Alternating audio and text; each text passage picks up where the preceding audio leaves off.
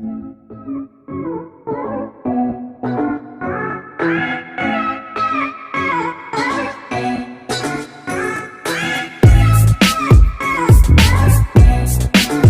Guys, कैसे हैं आप लोग। तो कैसे चल रहे हैं आपकी प्रिपरेशन फॉर योर एग्जाम और सीयूईटी। सर अब ये एग्जाम आ चुका, ऑलमोस्ट महीना रह गया हम लोगों के लिए। अब हम इसमें क्या करें, करने का तरीका क्या है। और बहुत सारे स्टूडेंट्स हैं जिन्होंने क्या किया, इसकी ट्यूशन ले ली, एंट्रेंस की क्लास ले ली। मेरे पास सीरियसली मेरे कुछ दोस्त लोगों ने पूछा कि क्या यार हम अपने बच्चे को इसकी जो एंट्रेंस की प्रिपरेशन है उसमें ज्वाइन करवाएं या ना करवाएं। तो मैंने कहा definitely choice is entirely yours, लेकिन ऐसा कुछ भी नहीं है, सीरियसली कुछ भी नहीं है जो बच्चे को पढ़ना पड़ेगा एक्स्ट्रा जो उसने ऑलरेडी पढ़ा उसके अलावा। तो that is the reason I am making this video for all those student those are not joining the class or the entrance preparation classes for CUT examination। आपका CUT entrance preparation examination seriously वो सारे topics जो मैं बच्चों को पढ़ाता हूं उनकी वीडियो मैं पक्का बना दूंगा। आपको खाली कॉन्सेप्ट फॉलो करने होंगे, आप किसी भी जगह लैक नहीं करोगे, आई गारंटी फॉर दिस। आपने कहा सर हमें क्या पढ़ना है, पढ़ने का तरीका क्या होगा और कौन से पॉइंट्स हमें क्लियर करने होंगे। तो जो लोग क्लास ले रहे हैं वो भी चेक कर लें यार तुम्हें क्या अलग करवाया या तुम्हें कुछ अलग बताया इसके अलावा। एंड देन कमेंट बॉक्स आपके लिए, कमेंट बॉक्स में आप कर सकते हैं। तो there is no need for the entrance preparation for CUET examinations. First thing हमें क्लियर करनी है the entire course of economy for CUET entrance exam. आपने कहा सर कंप्लीट सिलेबस की बात करते हैं, सिलेबस मानना सिलेबस मानो, कंप्लीट कोर्स जो आपका है पूरा उसको क्लियर करते हैं। सर 3 पार्ट्स में, micro economy, macro economy and Indian economy. I repeat, stats is not a part of your CUET entrance preparation examination. जो हमने 11th और क्लास 12th में इकोनॉमिक्स पढ़ी है उसी का समअप यहां पूछा गया। समअप भी नहीं यार, उसको भी क्या किया, उसको भी ब्रीफ कर दिया, जितना काम कर सकते उन्होंने कर दिया। तो first part is all about micro economy, जहां इंट्रोडक्शन ऑफ इकोनॉमी की बात की गई। Introduction, what is an introduction. हम स्कार्सिटी की बात करेंगे, हम इकोनॉमिक्स की बात करेंगे, हम बात करेंगे पीपीसी की। Yes, we need to talk about this PPC, so we do talk about the certain production possibility curve along with production possibility frontier। उस पूरे कॉन्सेप्ट को समझेंगे हम। इकोनॉमिक से बेसिक पॉइंट को क्लियर करेंगे कि इकोनॉमी की सेंट्रल प्रॉब्लम्स ऑफ इकोनॉमी क्या होती है, what are central problems of economy, उनको कैसे समझना है, कौन से पॉइंट्स क्लियर करेंगे, what to produce, how to produce, whom to produce. अब व्हाट टू प्रोड्यूस हमें देखना पड़ेगा, हाउ टू प्रोड्यूस टेक्निक कौन सी यूज करें, वो whom to produce target market का क्लियर करेंगे। कॉन्सेप्ट स्टेप बाय स्टेप होता है। अब सर इतने में तो काम नहीं चलेगा ना, बिकॉज हमें तो सिर्फ ये आइडिया मिला, अब इसको कैसे पढ़ेंगे। तो इसके सारी डिटेल वीडियोस ऑलरेडी इस चैनल पे हैं। मैंने आपको बोला अगर आपको जरूरत नहीं है तो सीरियसली नो नीड। आप हर चीज को यहीं से आपको चैनल पे जाओगे सारी वीडियोस मिल जाएंगी। जो टॉपिक्स बोल रहा हूं वो भी वीडियोस में है, आप उनको फॉलो करो, आराम से आपके सारे कॉन्सेप्ट क्लियर होंगे। तो फर्स्ट इकोनॉमी की introduction, that's all about micro economy. Number 2, demand. The consumer behavior and demand. What is consumer behavior? Sir, consumer behavior है consumer equilibrium in case of single commodity, double commodity, दोनों on tip होने चाहिए। Yes, consumer behavior में single commodity और double commodity दोनों concept on tip चाहिए ताकि हम चीजों को बड़े आराम से क्लियर करें। And this will work for you।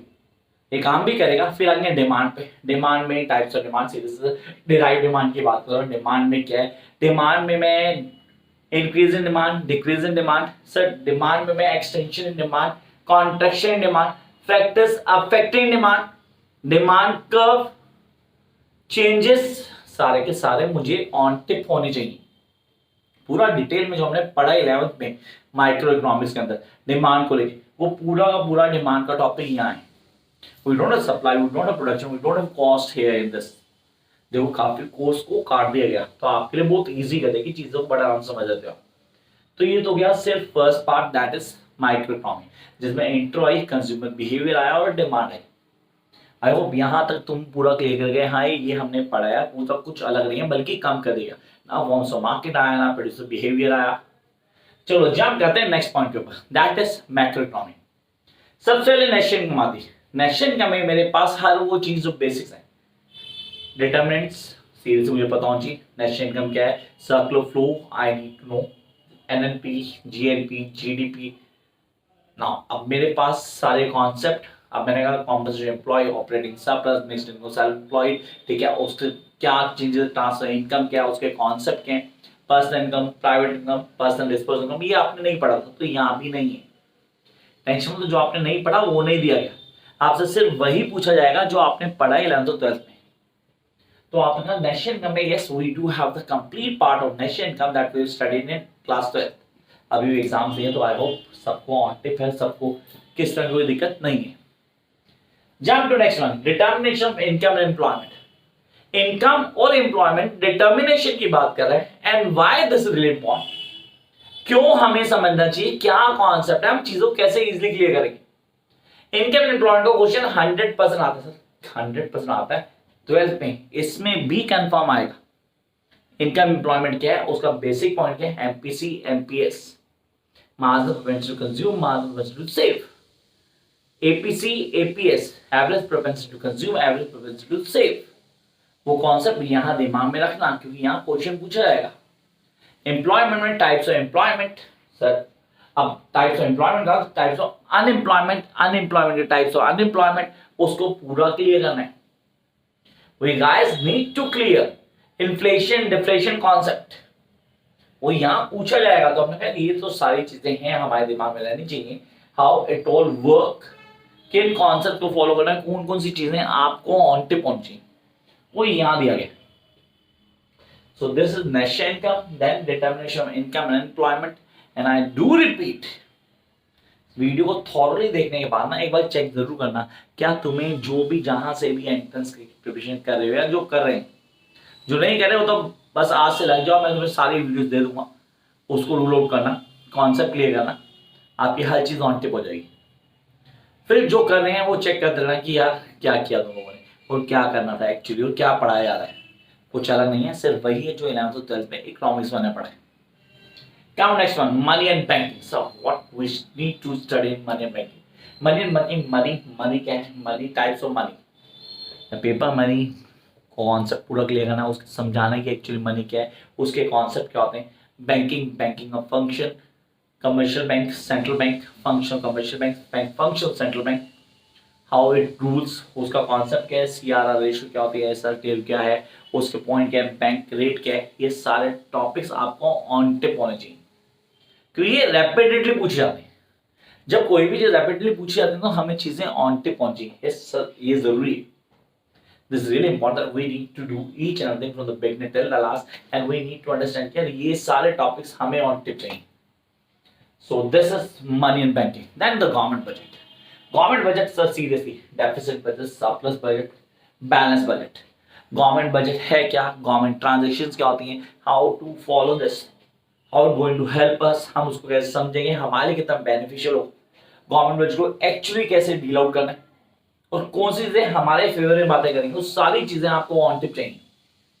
तो ये चीजें जब हम क्लियर करते हैं, हम फैक्ट्स को समझते हैं and we understand the topics, क्या ये टॉपिक्स हैं, इनको रूल आउट करना हमारे लिए इजी रहेगा। Yes, you guys need to follow this. Then balance of payment, BOP, balance of payment, balance of trade, दोनों का डिफरेंस। सीरियसली वो कहता है exchange of goods and services, and exchange of goods and services में services को हटा देंगे तो बीओटी हो जाएगा खाली। Remember, I hope you remember. Transfer income क्या है, उसके कॉन्सेप्ट क्या है, उसके फंक्शंस क्या होते हैं, उनको कैसे क्लियर करेंगे, कंपोनेंट्स आपको दिमाग में रहने चाहिए। अब ये चीजें हैं जो हम मैक्रो इकोनॉमी से पढ़ते हैं, जो आप 12th में भी पढ़ के आए। Now come up to your Indian economy. आपने से इंडियन इकोनॉमी में हमने पढ़ा है, ये आ गया हमारा third point, that is development experience 1947 to 90 and then economic reforms since 1991, इनको क्लियर करना है। सर वो जो एक इंफ्रास्ट्रक्चर ब्रिटिशर्स देके गए थे उसके अंदर पूरा स्टडी की, ये भी अभी आपने पढ़ा, पूरा अच्छे से पढ़ा है आपने, उसको पूरा थॉरली क्लियर करना है। एंड देन जो भी डेवलपमेंट है एलपीजी के लगने के बाद 1991 में, अब कई बच्चों को पढ़ाया गया जैसे एलपीजी इंडियन गवर्नमेंट लगाई थी, ये बाय फोर्स डब्ल्यूटी ने फोर्स की थी इंडियन इकोनॉमी के ऊपर, जिसको हमें करना पड़ा था। तब हमारे इंडियन इकोनॉमिक हालात आज पाकिस्तान के चलते हैं वैसे हो चुके थे, वहां से हम कैसे वापस आए और आज दुनिया की सबसे फास्टेस्ट ग्रोइंग इकोनॉमी बन के सामने आए, तो वो डिफाइन करना है आपको, पूरा कॉन्सेप्ट को क्लियर करना है, चीजें बतानी है। And this is the interesting part कि इससे क्वेश्चन पूछे जाएंगे लगातार। Next one, current challenges for Indian economy. Sir current challenges में क्या आता है? Poverty, human capital formation, I repeat poverty को पूरा क्लियर करना है, human capital formation, rural development. ये टॉपिक्स दिमाग में रखना, पॉवर्टी हो गया, ह्यूमन कैपिटल फॉर्मेशन हो गया, रूरल डेवलपमेंट हो गया, employment, that is the major challenge that we are facing now. India में सीरियसली अब वो हाईलाइट नहीं हो रहा, न्यूज़ वालों को छोड़ ही चल रहा है, लेकिन that is the major problem जो हमें ऑन टिप पहुंची, that is employment, infrastructure, basic बुनियादें, and then the sustainable development. This is the key, sustainable economic development. इनको कैसे क्लियर करना है, कौन सी चीजें आपके लिए बेसिक्स हैं जो हमें ऑन टिप लेके जाएंगी, and how we are going to identify कि ये चीजें हैं जिनको ऑन टिप करना है। So this is all about the current challenge for Indian economy. चलो सर ये भी हो गया। Last one, that is development experience of India. What is the development experience of India? आपने जब डेवलपमेंट एक्सपीरियंस ऑफ इंडिया की बात आती है सबसे पहले आते हैं comparison with the neighbours. Yes we do talk about neighbours.